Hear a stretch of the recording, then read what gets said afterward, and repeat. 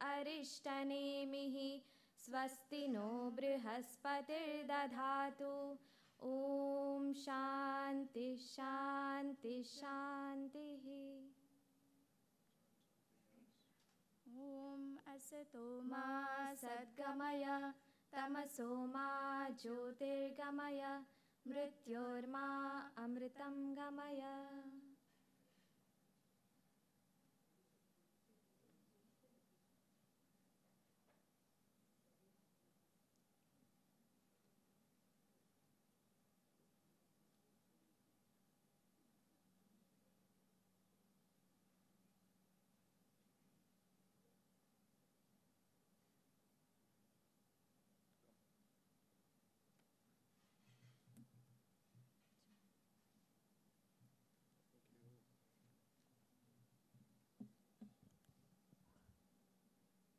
Money is the lifeblood of any vibrant economy, and this is achieved only when capital is channelized in the right direction.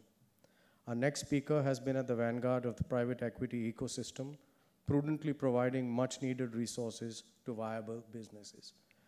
Ms. Renuka Ramnath is one of the most experienced private equity fund managers in India, with over 35 years of experience in financial services across private equity, investment banking, and structured finance.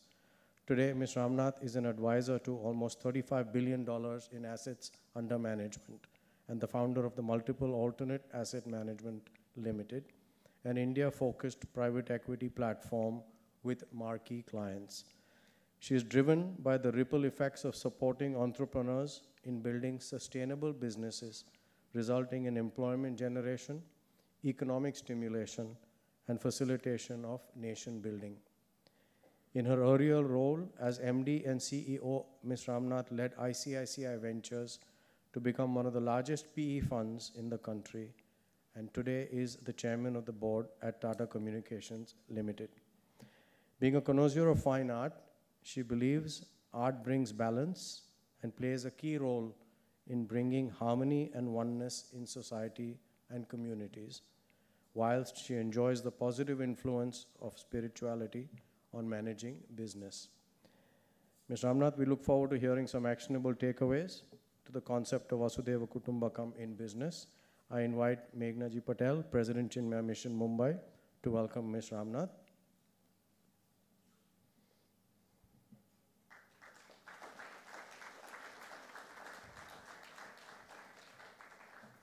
May I invite our next speaker now, Ms. Renuka Ramnath. We would love to hear your thoughts on Vasudhaiva Kutumbakam. It's a real blessing to be with all of you who are part of this very important missionary of Chinmaya Mission on this very, very auspicious day of Adi Shankaracharya's Jayanti. I actually can't believe it. To add anything to so many wonderful things have been said since the beginning of this auspicious function is going to be pretty challenging for me. What I thought I will do today is probably talk a very little, very, very little about what my business is and bring the concept of how we are living the purpose of Vasudhaiva Kutumbakam in building businesses. So, in Multiples, which is the company that I founded a little over 10 years back, we live the power of Vasudhaiva Kutumbakam through equity, enablement, and environment, keeping these three concepts alive in everything that we do. Yeah. Actually, when I thought of what am I going to say about Vasudhaiva Kutumbakam, Maitreem Bhajata came right on top of my mind as to that's the best way to kind of bring forth. I think this is a great opportunity for all of us to sit back and say, what a beautiful land so blessed with so many enlightened souls who have left us with very, very powerful messages on how to live a worthy life, a happy life with us. When we have done nothing, we have just got it free. And all we have managed to do is to forget about it in large parts. And to revive it seems such a humongous effort. It is, isn't it beautiful that Periyava we call, the Shankaracharya, he so many years back gave this benediction to Subbalakshmi ji to go and sing in the UN Assembly, which got such praise for her and for India. And he started with, connect with your heart with everyone in the world. Maitreem Bhajata, Hridaya Chithetrim, right? Through your heart. And then he ended it by saying, Shreyo Bhuya Sakala Jananam. He didn't say, best for you or your family or your country, but Sakala Jananam. So all this has been given to us on a platter. And all we are struggling today is such beautiful things which were given to us by such wonderful enlightened souls on this earth, in our beautiful country. How do we first take it inside ourselves, become that ourselves, and then share it with the rest of the world for the betterment of the universe? Now, very little about my business. I am in the investing business, as has been mentioned a couple of times before. And our business involves bringing together long-term risk capital in pooled funds. So any one person or one institution cannot allocate as much capital as we need to bring diversification in our business. So we pool money from different institutions and families from India and rest of the world. And we use our expertise in terms of understanding businesses, understanding industries, understanding how to create value in businesses.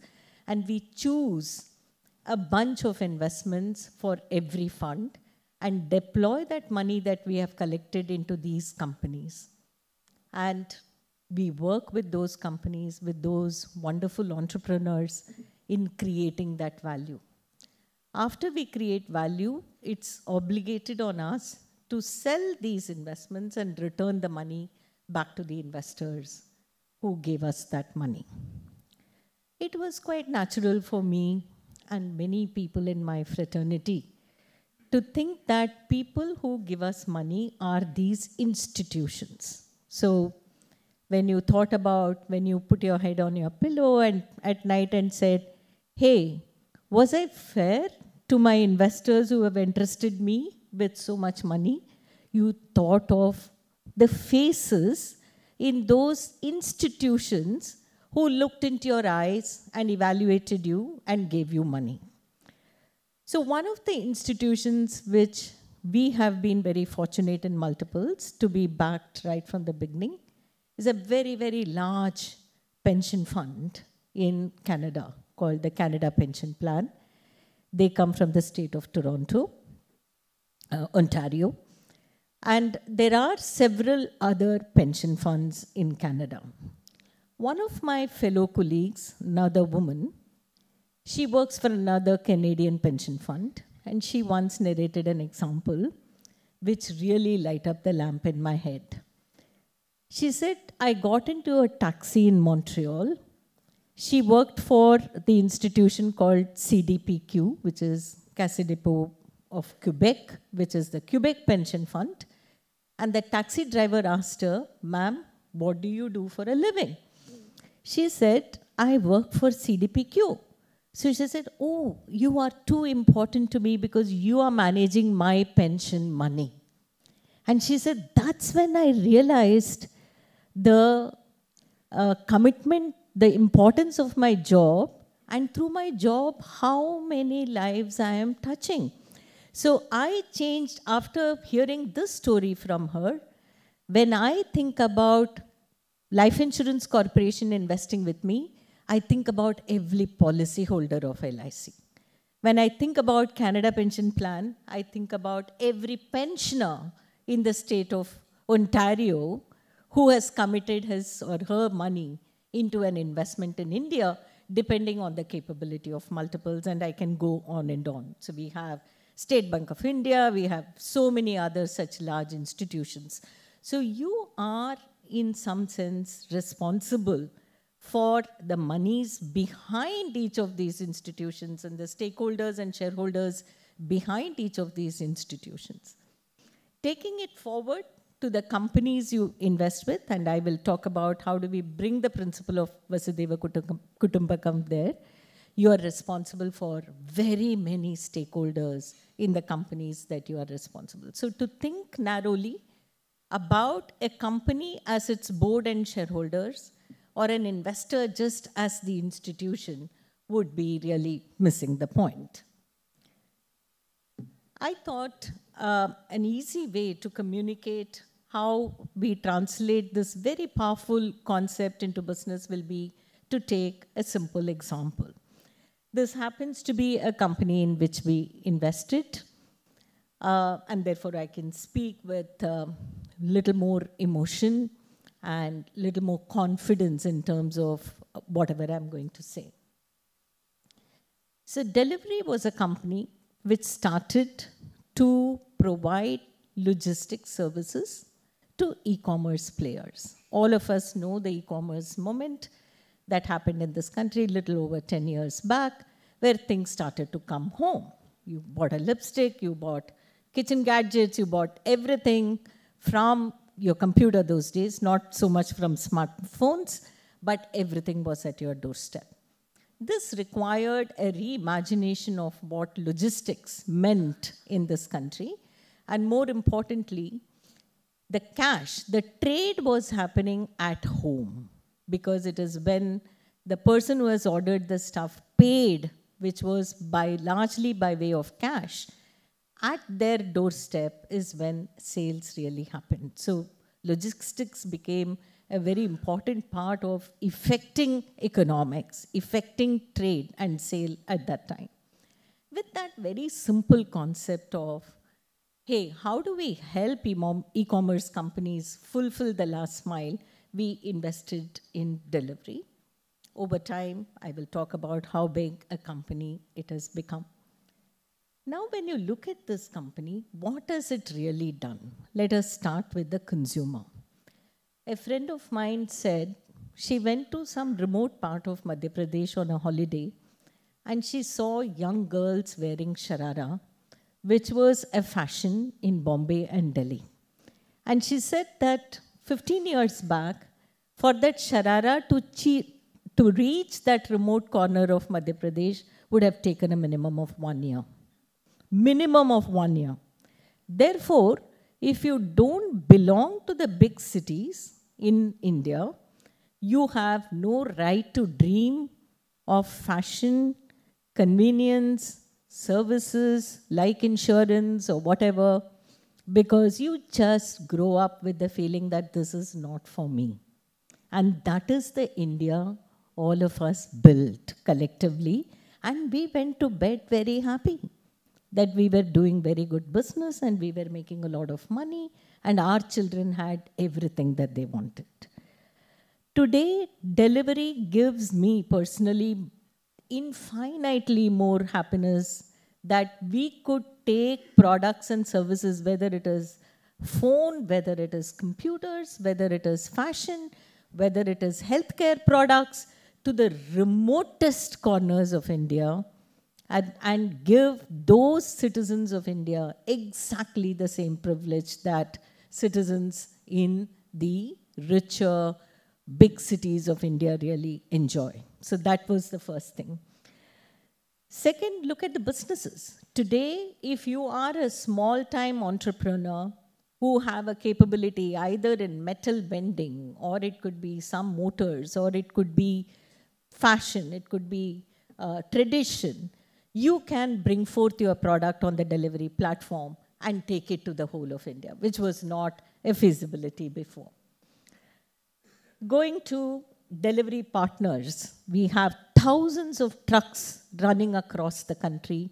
We have supported the cause of first selling those trucks and giving a livelihood to all of those truck drivers who are taking that product to the market. And then the creation of warehouses. And to do all of this business, we have our investors in delivery, we have our employees, and we have the management. Now, how have we touched the many million lives in delivery? Today, delivery is a company, a 10 to 12-year-old company, 7,000 crores revenue, market cap of 26,000 crores. Investors invested about 4,600 crores to create this value. Typically, in a corporate boardroom, this is what you discuss. How much did you invest? How much did you generate? Right? What's your top line? What's your bottom line? But that is not bringing forth the principle of Vasudhaiva Kutumbakam. What do we measure? How many PIN codes are you serving? We are serving 18,500 PIN codes, almost equal to what Indian Post Office serves. And that is bringing everything at the footstep and doorstep of every Indian, and not just the privileged Indian, right? We serve 26,000 clients. You can be a very, very small businessman in Agartala. You can sell your product in Bombay by bringing it forth on some horizontal platform which delivery will carry it forward. We have built a team of 90,000 plus people.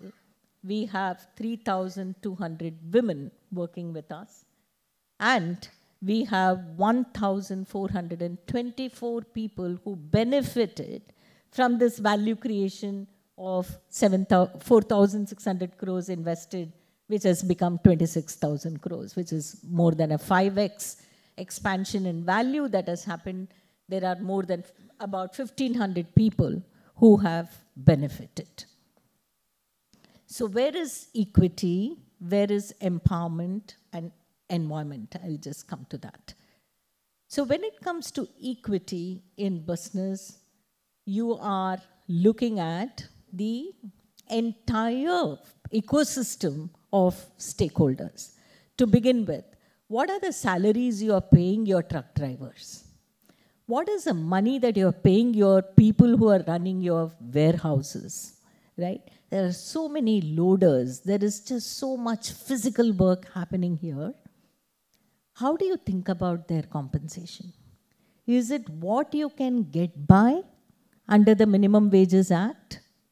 Minus, because you can do some clever thing around it? Or is it in fairness with what is the value you are creating and how do I distribute it across the value chain?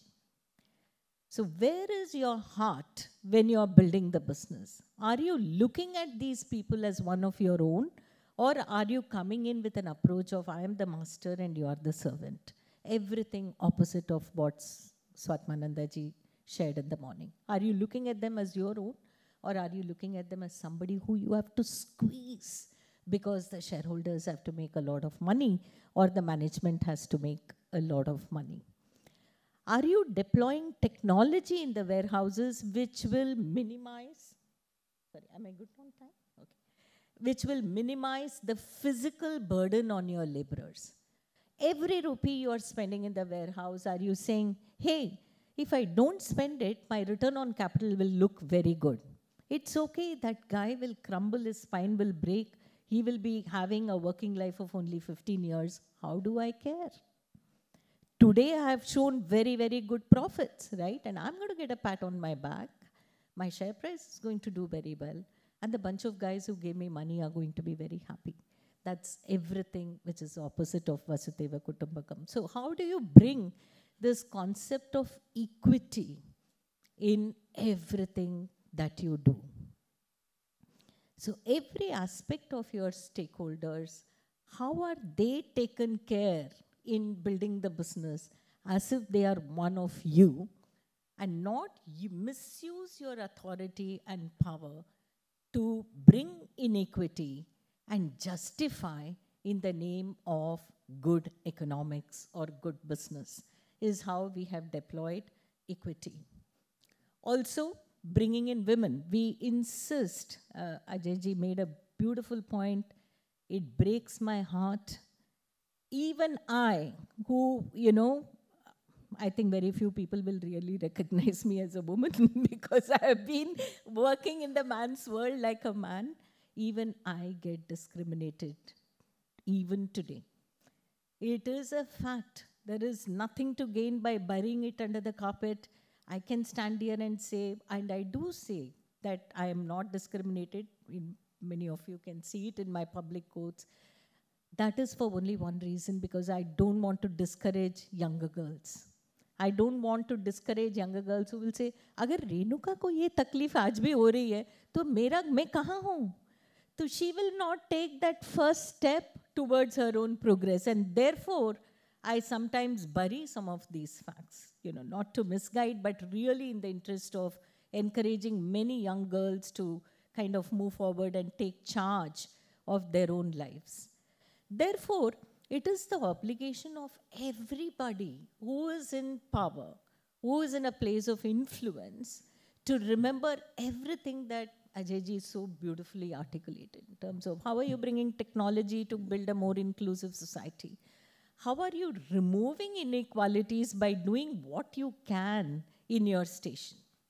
Right? So sitting on the board of delivery, can we ask a question? Hey, how many women are employed? Wherever a woman can do the job, have you put a process in place of either blind selection? So that is something many companies follow. I don't want to know the name of who has applied because it may bring some bias. I see a name Sumitra, out. I see a name Suman, in. It's an unconscious bias. So many companies are following, that remove the name and do the first level of screening, right? Even building toilets for women or giving some flexibility at work seems like a big deal. But the more we run away, the more we are going to contract a problem which will become an unsurmountable, unresolvable problem, collectively leaving us as a poorer society. So everyone who has some degree of influence, and everyone has influence. You don't have to be a big shareholder or a big management person. In your own little station, you have that influence. And how do you then remain conscious to the fact that how have I brought equity?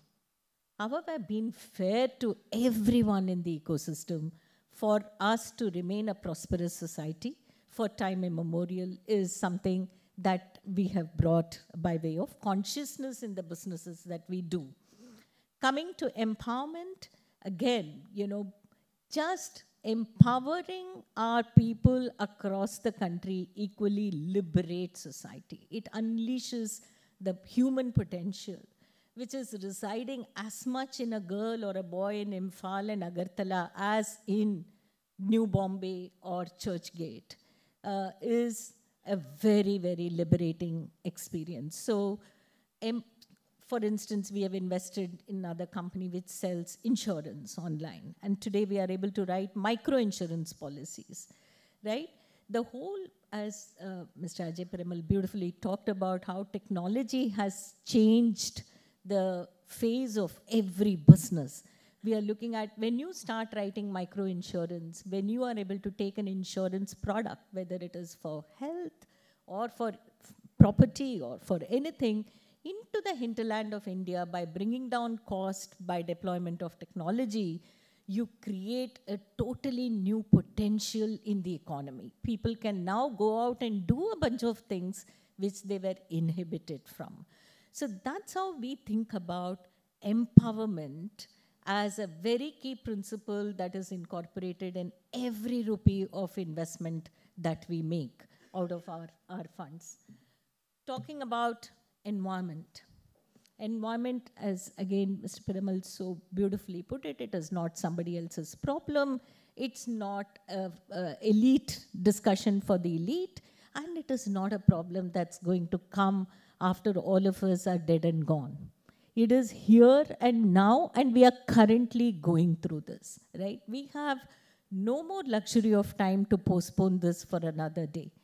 So what has delivery done in terms of leaving a better environment? How do we put more solar? How do we get fuel efficient vehicles? They have made commitments on how many electric vehicles will be used in the last mile. And the other is safety. When I get a mail from any of my portfolio companies saying, we lost somebody on the road yesterday because this man was driving on a scooter or motorbike for a collection, I die internally. What could I have done? What could the board of this company and the management of the company have done? So we had 2 deaths in one of our companies, where these people were on the motorbike for collections in rural areas.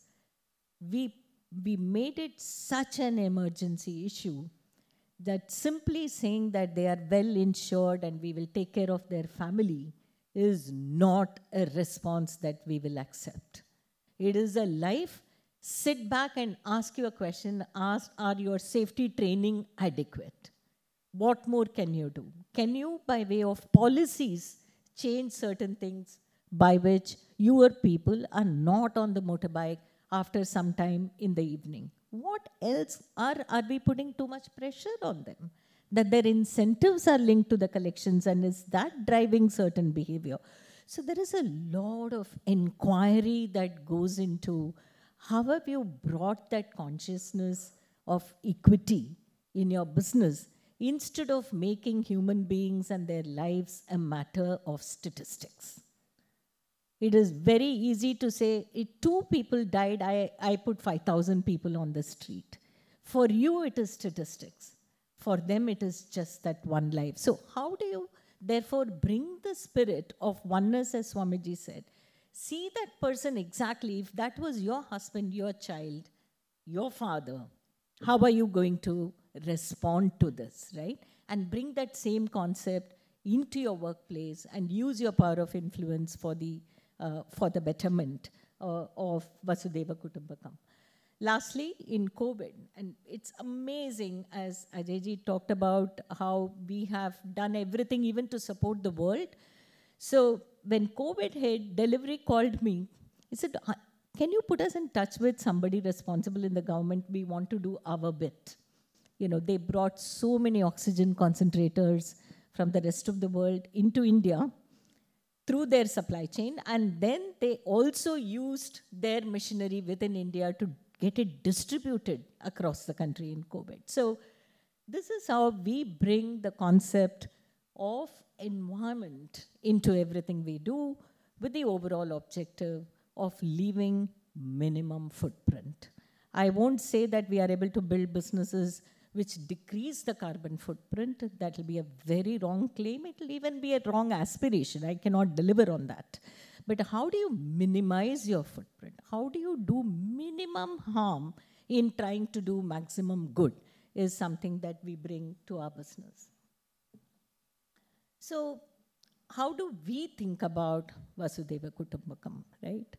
So first is, if I were to take the example of my own company, which is easy for me, I can think of my company as me. I am multiples. I can think of my company as me and my core team, people who are very critical, without whom I will not be able to raise money or deploy money, as we are multiples. I can then expand it to say, no, let me cover my entire team. Even those analysts, young people who are clocking long hours are very, very important for the company. Let me build them in the ecosystem. Then I can say, no, my pantry boys are very, very important to me, because we work till 10, 11, 12. We don't look at the watch when we are working. They are feeding us fantastic coffee and food. That's what is keeping me going. Then I think about my driver. If he doesn't drive me safely, where am I going to be? No, he's part of the ecosystem, right? And then you keep expanding your service providers. They are so critical. If I don't get the best legal advice, best tax advice, best commercial advice, what good I am going to be, right? And then you think about all your companies that you have invested, people in those companies, those drivers and pantry boys in those companies, then your investors and the organization behind them. When you start expanding and think about a tiny company called Multiples, which was formed just a decade back, doing some tiny business in a vast country like India, has impact unbelievable. From pensioners, taxi drivers in Canada, to savers in State Bank of India sitting in the farthest corners of India, to so many people who are working in Multiples, and so many other people, thousands and thousands of people working in our portfolio companies and their supply chain. Where is the scope to think about your business in a narrow way? If you think about your business in a narrow way, you're not going to even last a decade. The society and the larger system of the universe will decimate you. Therefore, if you are thinking about a very long-term, sustainable business, like what Sri Piramal has built here, he is an icon, not just as a great industrialist, but as a wonderful human being who has done business with a heart. If we want many, many such people here to make India that third largest economy, do we have a choice but not to think as Vasudhaiva Kutumbakam? Do you have a choice just to think about you and your business and your family very selfishly?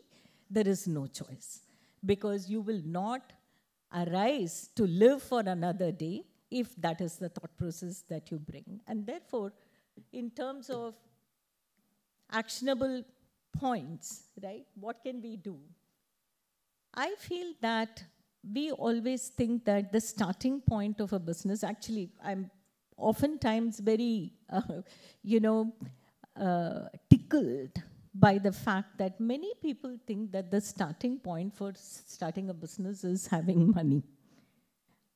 And people who have built businesses will say nothing can be more wrong than that. The starting point for starting a business is a strong purpose. Somebody who has a strong purpose behind what they want to do can come up with an idea which will sustain the test of time and markets to build a sustainable business. Once you get there, don't run after money. Run after internally to ask you, what is a value system that's going to be the governing principle around which I will build my business? We have chosen equity, empowerment, and environment as the value system that will guide our businesses, and that will outlive every human being who is alive and working in Multiples today. Right? Each of us have an option to choose that value system. Thereafter, be the champion who is holding on to this value system.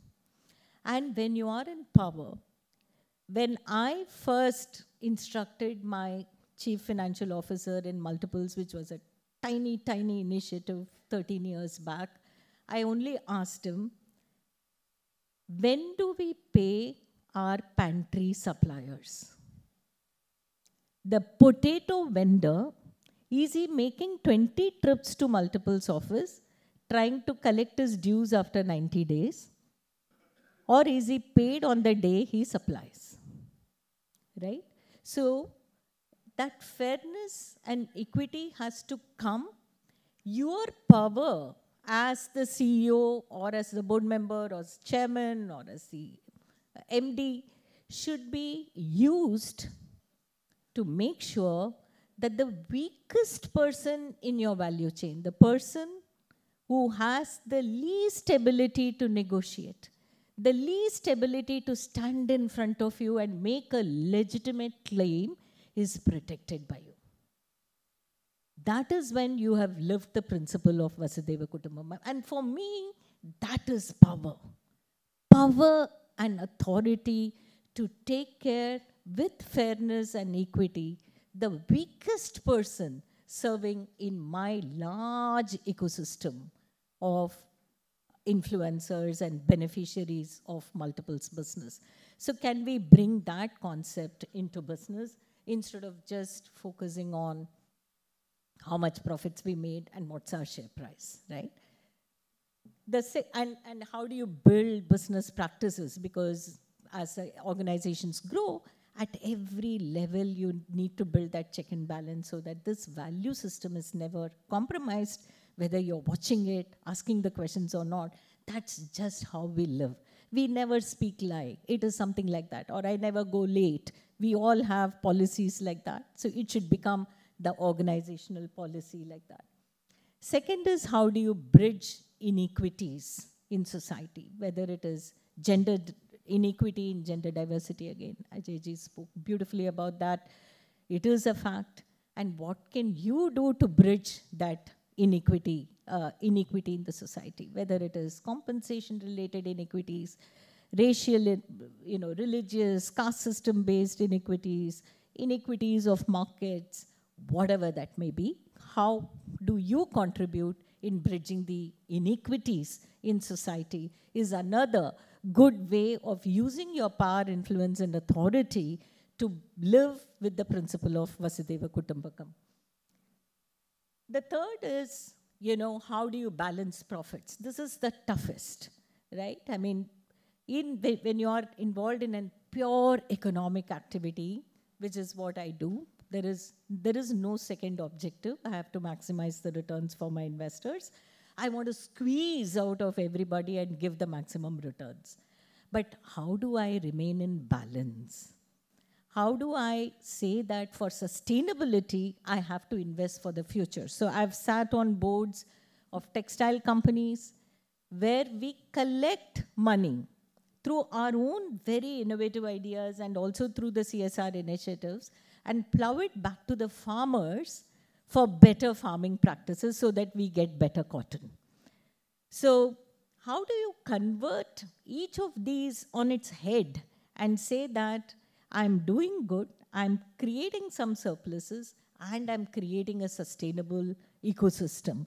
So how to remain, when you are in a power of influence and authority, in balance and build sustainability and create those surpluses to go back into your ecosystem and value chain to perpetuate it on a more sustainable basis. The other very important point, and we see crisis after crisis, right? We say that Island FS collapsed, some other bank collapsed. Why do these things happen? They happen because of excesses. And why do excesses happen? Because greed is very inherent in human beings. So when somebody comes and thrusts money on you, you say that, wow, I'm so great. People are willing to give me thousands of crores of loan, and I will take it, and I will deploy it without questioning whether I can repay this loan. Now, what have you done? In a very narrow way, you can say that, okay, some shareholders lost money, some banks lost money, some CEO lost his job. How does it really matter?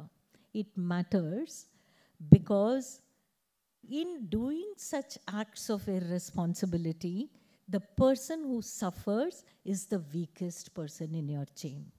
It is your peon who is not going to be able to be employed again. It is that delivery boy who was taking your products who's not going to be deployed again. And their families are going to starve. And for generations, they are not going to forgive your act of irresponsibility. So when you introduce volatility in the businesses that you manage, please sit back and think about the weakest person in your value chain and take decisions that will protect them. And that is, again, I would say, living the principle of Vasudhaiva Kutumbakam in a corporate, kind of setting. And lastly, on the environment, it is not a thing of tomorrow. It is not a fashionable conversation. It is here and now. In every action that you take, sitting in your power of influence, please care to ask the questions and teach yourself and appraise yourself. How much harm are you going to do to the environment? And in what way are you going to mend it so that your actions of today are not being paid by the future generations to the detriment of all human beings. Thank you for this opportunity to be here.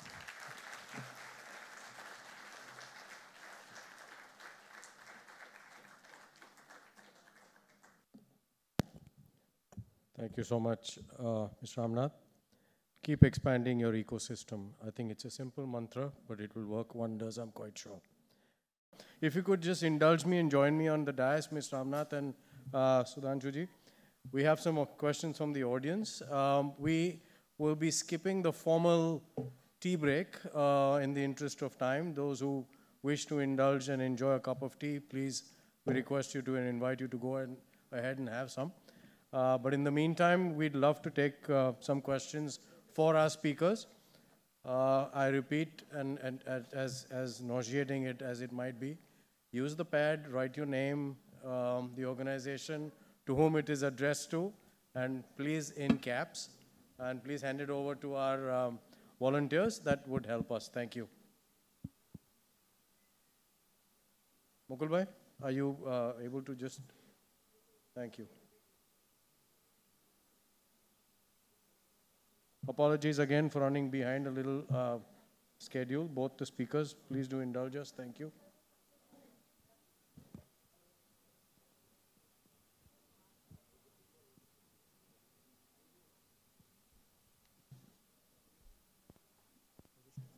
Vivek, can we begin with a question?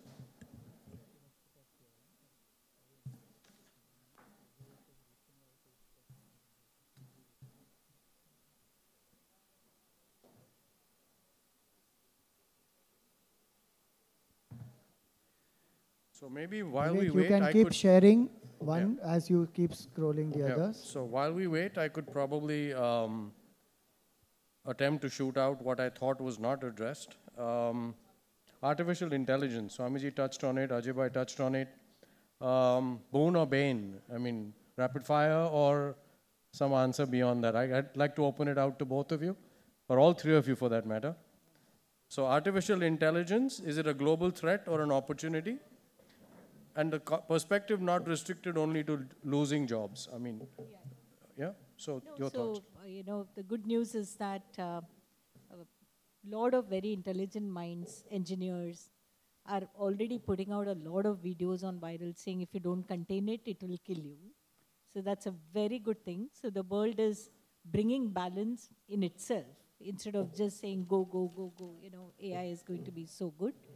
So I would say I am sincerely hoping that our government is looking at what could be the dark side of AI and bring regulations ahead of time. Otherwise, a very wonderful thing for human productivity can become a big danger for society. No, I totally agree, I think, to what Renuka said. I think it's a very powerful thing at one level. I think if you look at ChatGPT, it's like magic, you know. So I remember one dealers meet we just did for Pidilite dealers, and on live we said, can you write a poem on Pidilite dealers? And it was a wonderful poem written, and I think, you know, it is, so at one level it is really, really good, but I think the ethical questions around it, and I think how do we look at, and I'm saying, you know, and I was reading about autonomous cars as well, how to bringing in laws which will ensure that you are able to, how do you program them, what happens, what are the laws that will govern it, what will happen in certain circumstances between when you have to choose between, in an Indian context, a cattle on the road and a small child on the road, and how will you distinguish? What are those ethical issues which are there, I think are very, very important, and I think we have to keep on discussing it, keep on having dialogue around it, keep on framing certain regulation, which is not stifling, but it is important that it continues to sort of give us the direction. I think that's very important because it is, and it's not about jobs at all, because I think jobs is the least of the worry, because I think the same thing was said when machines came, same thing was said when, so I think jobs is not the worry at all. I think that's not a problem. I think the problem is around the bigger ethical issues, and I think we have to be very careful about it, as Renuka said. I think that's the key point there. But it's a very important tool, very critical for India, I think. So I just want to add one point. Absolutely. I have been a student of software programming, and when I was in my college, my project was on artificial intelligence. So, of course, I was very excited by it, and today to see it, the applications of it are very fantastic and wonderful. I also feel, like both of them said, ethical issues and many other challenges which are there need to be addressed. We cannot deny it. We cannot say it cannot be there and it cannot be banned and all that. That will never happen. But I also have a lot of hope in both ways, because artificial intelligence will bring in, like how Ajay Bhai spoke about, technology has bridged so many gaps and so many things we are able to reach. That way, artificial intelligence will create many opportunities, and it will also benefit a lot of people, especially down to the weaker section itself. I also feel that it will bring much more opportunities for natural intelligence also to be developed. Even considering that suppose jobs are taken away, then many people will have to come to us. They will have to focus more on yoga, they will have to focus more on spirituality, on Vedant, and go deeper into it. I mean, just jokes apart, but to use artificial intelligence very cleverly and clearly and ethically, that strong spiritual backing is a very important aspect. So natural intelligence and artificial must go hand in hand. The development of both needs to happen. That's what I would say. Thank you, Swamiji. In a lighter vein, that was a good marketing pitch. But going forward, Renuka ji, I have a question for you. Does your definition of value include sustainability integrated in their operations? Ms. Gauri Bhatia, somebody who's involved in healthcare. Yeah. Absolutely, most certainly, but it's a good point. I've not called that out as a value. We have so many values written down. Maybe I should go back, but it is in our way of life. It's in our practice. In every company, how do we bring the concept of sustainability? But I would also say that, you know, today capital comes with these strings. It's not a choice anymore. So when we started 12 years back, we took money from Commonwealth Development Corporation of UK, who had, it comes from UK government's budgetary allocation, and it had its own objectives, and therefore they would put a lot of conditions on us on how will we fulfill on what we call as ESG, environment, social and governance obligations. And it was a check in the box for me. And I used to think this is just adding cost to my business, right? Because I have to get a consultant who has to approve that every company is complying with the UK requirement of ESG. Then fast forward another 5 years, it dawned on me that this is so real. This is such an important issue to be kept front and center. And we started with a very simple thing. I went to Credit Suisse, which is arguably a very blue-blooded, uppity investment bank, and they had water in glasses, I mean, in a jar, as opposed to plastic bottles. Somehow it just rang a bell in me. I said, hey, if Credit Suisse is doing this, what are you doing, right? I mean, we came back, and the beauty about the teams is you come back and you tell your team, CS had this, we should eliminate plastic bottles. Within a week, we had matkas beautifully decorated with beautiful write-ups on why it is important to not use plastics, encouraging everybody to drink from matkas. And another team computed how much plastic we have eradicated, you know, and therefore how we have contributed to the carbon footprint. And from there started the journey. And today, I have a very, very senior person we have hired from a very polluting industry. So he's an environment specialist. And we are looking at how do we make ESG a differentiator? How do we become a showcase company for building responsible business? So long answer, sustainability is at the center of everything we do. And combine three questions into one, if I can. I began with one of mine, and then I'll add the other two that have come in from the audience. Sudhanshuji, this is for you. Is it possible to achieve success today being ethical? Does the system compel one to be unethical? How can you practice being ethical in an unethical ecosystem and reduce corruption in a global sense? It's a mouthful, but just to add, there's somebody from a small business background who asked, how do you manage all ethics and sound principles for small businesses and survive? So it's not scale, it's universal. And lastly, I'm just going to throw in one more. Can corporates create a sustainable employment culture against a hire and fire approach? So all of these, if you could, just together. Yeah. Thank you. Yeah. So I think first and foremost, is it possible to be ethical? I think it is possible to be ethical. I think if you look at, I'm a marathon runner. So I ran Boston, and that's why I'm coming from US now.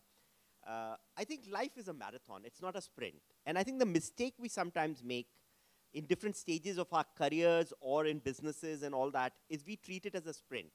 And we look at that sprint and that phase and say, how do I win that? And at one level, it's not incorrect, but if you look at it as a sprint, you are right in saying that how do I win this sprint, this 100-meter race?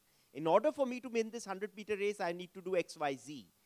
But my view is if you convert that 100-meter race into a 42-kilometer run, saying that I'm going to run for 42 kilometers, I'm going to pace it at my own level, and I'm going to run it well, it is a race. So there, I'm not debating that's not a race. So I think it is possible. All good businesses, longer term, are built ethically. Ethics is very important. If you are not an ethical business, one day or the other, you will go bust. And you can see that it's happening so more often than not now. Size doesn't matter any longer. So I think there are impediments. It is also incorrect for me to say that there are no impediments. I think in the society which you work with, there are issues, but there are workarounds around that. There are ways in which what you will say, what you will stand for. So therefore, it's important to build sustainable businesses, to build business around value. It'll sustain in the longer term, and it'll help you to sort of build that business. So I think that's one part. I think on the, what was the other question? Employment. The sustainable employment question. I think, see, different people will give you different answers for this. I think a technology industry has a different view. I don't come from technology industry. But most of our companies, if you look at it, traditional companies, if I can use that word, we don't follow a strict hire and fire policy. Actually, as again, in India, if you look at even during COVID, many companies did not retrench. So therefore, you know, Pidilite did not retrench at all. Many companies resorted to looking at salaries and perhaps working around that, no variable, no bonus. So I think we are a more communal society, we are more community-oriented society, so therefore it comes a bit more naturally to us that in all spheres it's not hire and fire. But it depends from business to business, and I think there are sometimes requirements, and it also depends on what is your own temperament. Because nowadays, I think one is about hire and fire, which is at the company level, but at the same time, there is this concept of moonlighting and gig working, and so therefore I'm saying we have to take a view. If we are a gig worker, then hire and fire is not a problem for us. And if we are the other types, then there are, so to me, I think there are different strokes for different folks, and there are different types of companies available. So it depends on what you want to do, where you want to work, you'll find your answer. So I think that's the way it is. But in an Indian context, in general, it is not such a big thing, at least in India even now, and may not be also, because I personally believe that we need to find a balance. I think being too capitalist, which is where I sound Melinda, I ended also. I personally feel there are issues now with the American society. They've got to reinvent themselves. They will have to rethink capitalism because, you know, I was there in that country and it's such a rich country, but the quality of service is so poor. Why is the quality of service poor? Because they don't pay well. Their minimum wage is problem in big cities. Why is the minimum wage problem? Because they don't want to pay. They don't want to pay, like Renuka was saying, because they want to make profits now. But think of it, you are a rich country. Don't you deserve good service? Forget about a person traveling from India. I'm saying in your own country, there are 300 million people. You deserve good service. If you deserve good service, please pay well. If you have to pay well, then be a bit more. So I think that's the way. Why are you suffering bad service? I don't understand as a society. So therefore, I think we have to reinvent this piece. I think, you know that. Is that possibly a social consequence of entitlement? Just a thought. The cycle that of what life goes through. Which leads me actually to a question for Swamiji, in line with maybe entitlement and the fact that about responsibility. It's not mine, somebody else needs to take care of it. I need to get taken care of, etc., in multiple formats. So with the background of dharma, how do you make a nation responsible and to achieve great heights? Where does it begin? Does it begin from a government telling you what to do? So it always begins from both ends of the ladder. It has to be a top-down approach also, and it has to go from bottoms up also. Top-down approach in the sense, if you just see what has happened in the last few years, much more accountability, responsibility. When the Prime Minister says that I am the Pradhan Sevak, and the Prime Minister says that I will give you the report of what I have done in the last year. Now Prime Minister himself is becoming accountable, responsible, and showing and leading the way, and that's what our dharma says, yadyad acharati shreshtaha tatteda eva itaro janaha. So from the top, if the leaders set that benchmark that we take responsibility, we are accountable, and we will ensure that the people to whom we are responsible for, we will explain what has been done, why it has been done, how much it has been done. That sets a very great standard for everyone else to follow. And we see so much work happening also, not to discount from anyone else who has been doing any work, but you see the change in the culture itself. I heard Anand Mahindra ji speaking the other day, and he said that corruption is virtually non-existent at the top brass right now. That was a statement coming from such a great industrialist. Was not, it's not an ordinary statement coming. So one is it comes from top, bottom also. And second is it goes from bottom to top in the sense that every single individual, when they take on the responsibility with the attitude of nation above self, then the whole nation can become responsible. It cannot be only a few people. Again, we hold some people responsible for certain things and say, put the blame very easily, government should do this, or this organization should do this, or that person should do that, like you said. But what did I do? What is my duty first? If I change, then the world around me changes. So each one has to take their responsibility, that our culture says, but that will come when we have a higher vision. So our scriptures explain about that so clearly. If Bhagwan Ram put nation above self, and Sita ji agreed with his decision that she went to the forest, she was sent to the forest, that's a fantastic explanation of how a nation is put above the individual self and sacrifice is done. You see the contrast happens in Mahabharata, where he is not able to put the nation above the self, and Dhritarashtra lands up in creating destruction of 40 million people. So you see the responsibility, how it comes. If a person has that vision, that nation is above self, all things will come.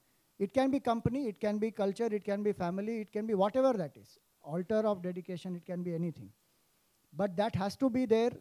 Then integrity will come, then all these factors will come in where responsibility will not be a problem. Thank you.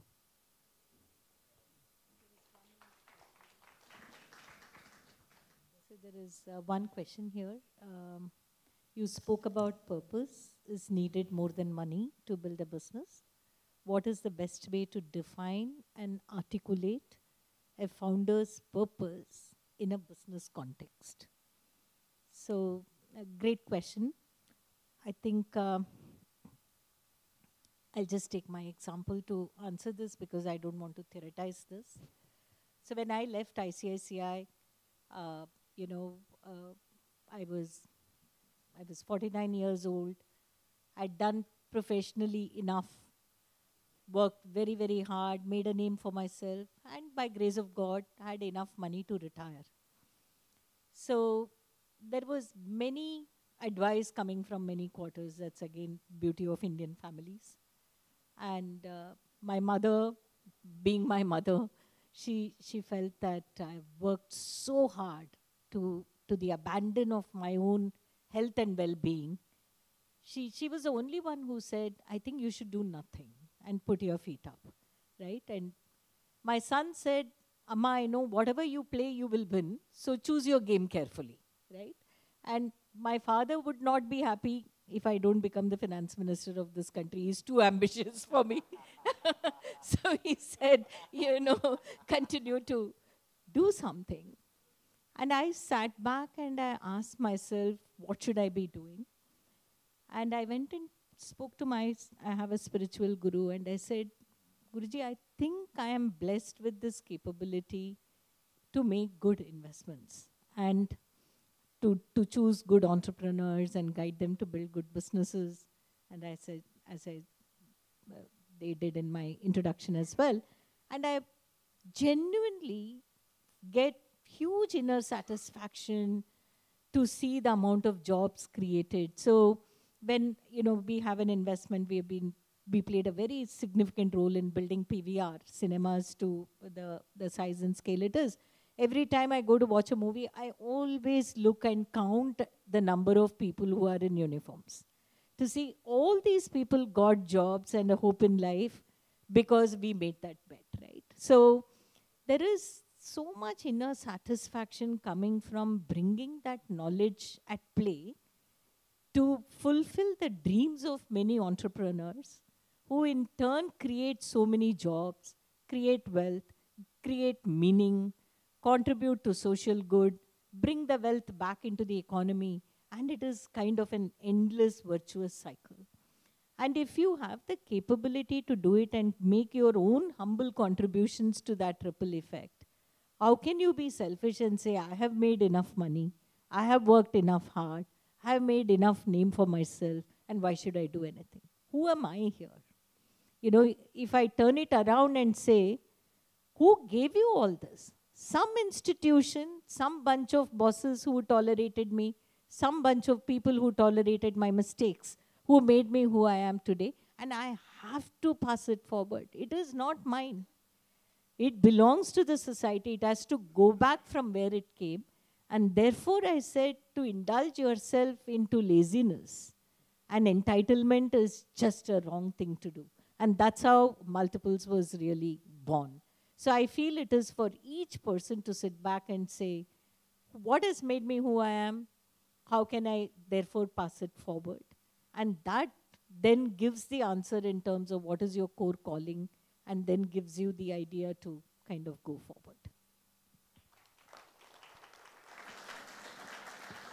I'm sure we could go on and on in the interest of time and the commitment our speakers have given. In the same line, I just have one last question. Swamiji, there are lots of questions for you, but I think as a good host, we should offer it to our guests.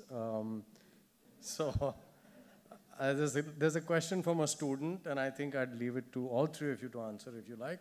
As a student, to make a difference in the community, how to start small but carry out a big change with little influence. The speaker spoke about, which sources, communities or websites are legitimate and authentic. How should one distinguish? So I'll repeat that. I'm sorry. As a student, to make a difference in the community, how to start small but carry out a big change with little influence. Which sources or communities and websites are legitimate and authentic? How should one distinguish? If I might pipe in, you could join the youth empowerment program with Swamiji. But no, more seriously. I think to you, my point of view is there is nothing big or small in it. And I think maybe Swamiji also spoke about it and Guruji also spoke about that. Basically, we can start, I think most of us as human beings aspire to be happy. I think that is perhaps a universal aspiration. And my own view is one way to be happy is by giving.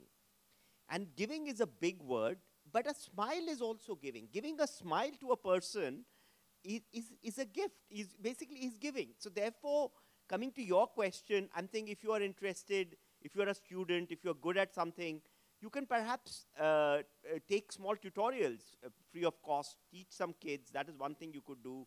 You can go to many schools. There are good foundations which are available where you can go to and then perhaps enroll as a part-time teacher there. So I can again recommend, to Milin's point, I can pitch in. I work with Akanksha Foundation. So if you're interested, I'll basically connect you to them. They do a bunch of good work.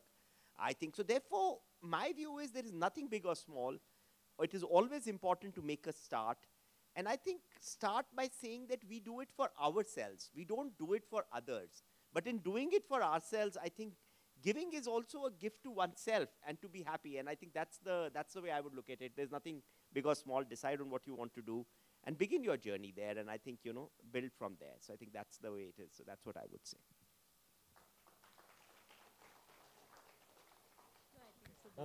Beautifully yes. said it. Again, speaking from my life's experience, I will say, don't start with this mental block that I have less influence. You have a core calling. You want to do something that you think is important. Just go out. The world will surprise you in terms of how much they will stand behind you. But it will come from known and unknown quarters, and where you are very sure you're going to get help, you may not get at all. You should not be disappointed. Just keep going and you will be surprised. I can say from my personal experience that for a good cause done with a good intention, the amount of help and energy that is there in this world will be humbling. Thank you so much, Renuka ji. Yes, I think with this we come to the conclusion of the first session. On behalf of Chinmaya Mission Mumbai, we thank both our speakers. Truly, truly, thank you very much for sparing the time and sharing your thoughts with us.